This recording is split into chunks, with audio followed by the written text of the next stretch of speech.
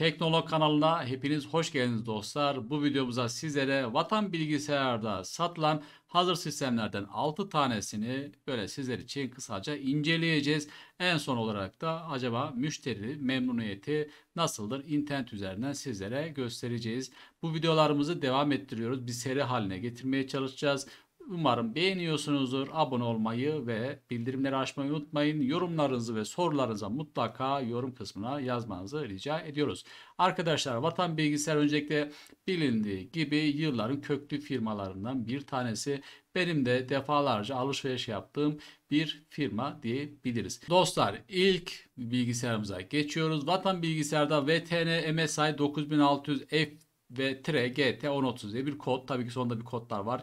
Eğer ki bu ürünü bakmak istiyorsanız, aramak istiyorsanız ya da almak istiyorsanız şu kod üzerinden gitmenizi tavsiye ediyoruz. Arkadaşlar ürünümüzün fiyatı 4212 liralık bir fiyat görünüyor. Ben de tabii ki bu hazır sistemlerden itinayla sizler için tek tek seçerek baktım. Öyle keyfe keder yapmadık, bilginiz olsun. Tabii ki ürünlerde ayrıntılı bir şekilde sorularınız varsa yine yazabilirsiniz.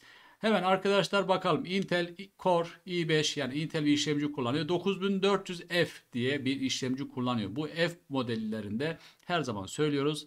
Dahili bir ekran kartı, grafik kartı işlemciye de mevcut değildir.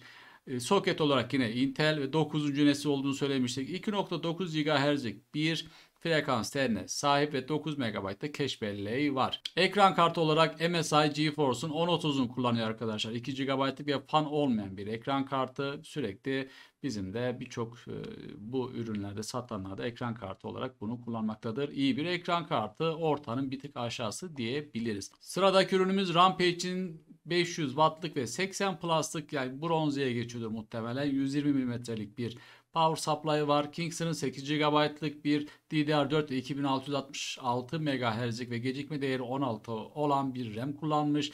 MSI'nin bir anakartı var. Burada H310 diye geçen bir Yonga setini kullanıyor arkadaşlar. Ve tabii ki bir tane hard diski var. Bu da 3.5 inçlik 1 TB'lık 7200 RPM'lik mekanik bir hard disk. Dileyen arkadaşlar buna da SSD takarlarsa daha da hızlı olur. Ve kasa olarak ise Rampage için 4 tane 120 mm'lik rainbow yani ışıklı renkli bir kasası kullanmış. Size de burada görüyorsunuz. Bu ürünümüzde en çok satılanlar arasında. Zaten buradaki şu 6 tane ürünümüzü en çok satılan arasında yer almaktadır. Sıradaki ürünümüz yine Intel'in bir işlemcisini kullanıyor. Vatan Asus 9400F yine aynı işlemci var. Yine dahili bir ekran kartı yok ve 1030 bir ekran kartı kullanmış. Aşağı doğru inmeden önce fiyatı 4441 liralık bir fiyat görünmektedir. Fiyat performans bir bilgisayar diyebiliriz. Arkadaşlar hard diskimiz Kingston 240'lık bir SSD'si var. 2.5 inçlik güzel koymuşlar bunu bence uygun olmuş. Anakart olarak yine Asus'un H310 Yonga setini kullanıyor. Yine Intel'in. Intel Core 9400 demiştik bir işlemcimiz var. Ekran kartı olarak yine 1031 ekran kartı var. Yani 1031 ekran kartı var. Fansız bir ekran kartı bilginiz olsun. Rampage için yine 500 wattlık 80 plus'lık bir power supply var. Kingston'ın 8 GB'lık bir RAM'i görülmekte. Yine Rampage için 4 tane burada gördüğünüz gibi hemen şöyle göstermek istiyorum. RGB'li bir fanı görünüyor 4 tane. Bu ürünümüzün fiyatı ise 4441 lira. Şöyle baktığımız zaman iki ürün arasında hani farklılık var mı? Hard disk farklılığını görüyorsunuz. Bir sonraki ürünümüz yine Intel'in 9400F yine aynı işlemci kullanıyor. Fiyatı 4453 liralık bir fiyat görünmekte. Bu arada abone olmayı ve like atmayı unutmayın. Videomuzu sonuna kadar izleyip de destek olabilirsiniz ve bildirim zilini de açarsanız da daha iyi olur sizler için ve bizim için de. Dostlar hard disk olarak Kioxain bir 240'lık bir SSD'si kullanıyor. 2.5 inçlik ve 555 MB'da 540 MB yazma okuma hızına sahip. Anakart olarak Gigabyte'ın bir anakartını kullanıyor. Yine Intel'in bir Yonga seti var. H310 Yonga setini kullanıyor. Thermaltake'in bir power kasası var. Dahili de bir power supply görünüyor. Üzerinde 650 wattlık ve güzel bir bence bir watt olarak karşımıza çıkıyor. Zaten burada kasayı da yan tarafta görüyorsunuz. G2'nin 8 GB'lık bir RAM'i var. 3 GHz'lik ve gecikme değeri 16 olan bir RAM. Intel'in yine 9400F'lik bir işlemcisi var ve Gigabyte'ın 1030'luk bir ekran kartısı mevcut. Bu fanlı bir ekran kartı olduğunu sizler de görmektesiniz. Fiyatı 4453 lira olarak satılmakta.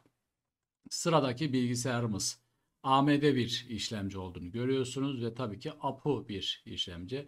Bu ürünümüze Vatan Asus 2200G diye geçen bir kodlarla devam etmektedir. Fiyatı 3736 liralık bir fiyat görmek. Bir hard diskimiz var. Crucial'in 480 SSD ve GB'lik 4 SSD hard diski. AMD Ryzen 3 2200G'si var. Bu dahili bir ekran kartı mevcut üzerinde APU dediğimiz. Ve Crucial'ın yine 8 GB'lık RAM'i var. AMD'nin A320 Yonga setini kullanan bir anakart mevcut. Ve Rampage'in Victory bir tane 120 mm'lik fanlı 600 Watt'lık ve 80 bronzluk bir power supply sahip kasası mevcut. Ürünümüzde 3736 liralık bir ürün. Bir sonraki kasamız hazır sistemimiz AMD. Hemen şuna bakalım. Vatan MSI 3100 diye geçiyor. AMD bir işlemci olduğunu size de görüyorsunuz. 4457 liralık bir fiyat görülmekte. Hard disk olarak Crucial 240 GB'lık bir hard diski var. 2.5 inçlik SSD. Yine Crucial'ın 8 GB'lık RAM'i var. Everest'in bir kasası görülmekte. 3 tane 120 milimetrelik fana sahip. Rainbow dedi bir ışıklı bir kasası var. MSI'nin yine bir anakartı görülmekte. A320 bir şey kullanıyor arkadaşlar. AMD'nin Yonga setini kullanıyor. MSI'nin yine 1031 Nvidia GeForce ekran kartı mevcut üzerinde. Yine AMD'nin Ryzen 3 3100'lük bir işlemcisini kullanmış. Bence güzel bir işlemci. Bu bilginiz olsun. Ve Zigmatek'in bir 350 wattlık güç kaynağı üzerine koymuşlar. Bu da 4457 liraya tekamül etmektedir. Dostlar şimdi ise son hazır sistemimiz. Biz burada dediğimiz gibi böyle seçmece yaptık. Tabii ki sorularınız olursa da yoruma yazabilirsiniz. Birçok ürünü zaten kanalımıza da videolarda ayrıntılı bir şekilde çekilmiş bir şekilde mevcuttur. Son ürünümüz Vatan Asus 1600 diye geçiyor. AMD 1600, Asus vesaire diye bir olay devam ediyor. Bakalım hard diskini bir tane koymuş buraya. 3.5 inçlik 1 TB'lık 7200 RPM'li mekanik bir hard diski var. 8 GB'lık RAM'i var. AMD Ryzen 5 1601 işlemcisini kullanmış burada arkadaşlar. Bu arada bu 12 nanometre olduğuna göre buradaki 1600F diye geçebiliyor. Pardon AF diye geçiyor. Haberiniz olsun. Asus GeForce 1050 Ti kullanıyor ki bu 1050 Ti şu anda zaten benim daha önce de sizlere söylemiştim. Bu iyi bir ekran kartı. Birçok oyunda rahatlıkla kullanabilirsiniz. Ve Asus'un bir oyuncu dediğimiz yine A320 Yonga setini kullanan anakart var ve Rampage için bir tane 120 milimetrelik fanla bu 12 milimetre değil 120 milimetre demektir. 12 santim aslında ama bir de 600 wattlık 80 plus bronzluk bir power supply sahip kasası mevcut. Bu ürünü ise 6236 liraya tekamül etmekte. Değerli dostlar buraya kadar izlediyseniz videomuzu çok teşekkür ederiz. Daha önceki videolarımızda da olduğu gibi acaba bu teknoloji satan, teknoloji ürünleri satan firmalar acaba müşteri memnuniyeti nasıldır? Bunlar geri dönüşleri ve sorun çözümlerinde ilgili de yine şikayetvar.com üzerinden gidiyoruz. Öncelikle şunu söylemek istiyorum. Herhangi bir sponsorluk, anlaşma hiç kimseyle Teknolog kanal olarak mevcut değildir. Sadece bireysel olarak, kişisel olarak öyle söyleyelim yani ya da teknolog olarak bizi takip eden dostlarımıza böyle yol gösterici olmaya çalışıyoruz. Şimdi dostlar şikayetvar.com üzerinden Vatan Bilgisayar'a toplamda 4379 tane şikayet gelmiş. Şikayetlerin içeriğiyle vesaireyle ilgilenmiyoruz. Onlar bizi ilgilendirmiyor. Bizi aşan şeyler.